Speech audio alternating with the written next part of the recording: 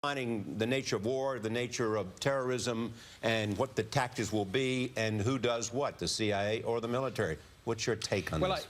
I think that's right, and I think that's what this is. I think this is a realignment of forces. It is a redrawing of strategy on how we're going to confront terrorism.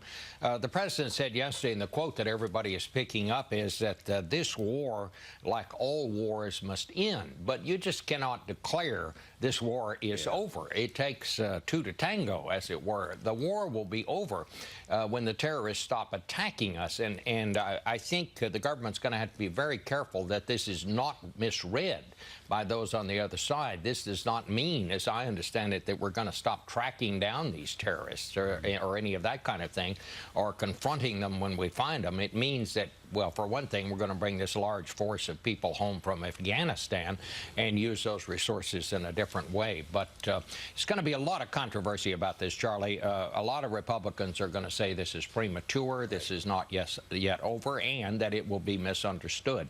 But this was a speech that's been a long time coming, and at least we have something of the president's vision of how we go, where we go and how we go from here. The president also said yesterday, Bob, that he wants to protect journalists from the government's overreach, and now comes news this morning that Attorney General Eric Holder signed off on allowing an investigation into some reporters' emails.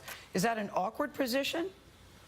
Well, I think what's interesting here, the president has said that he wants Attorney General Holder to be the one who does this review about protecting reporters' rights and all of that, when it is the Justice Department, of course, that has caused all this controversy.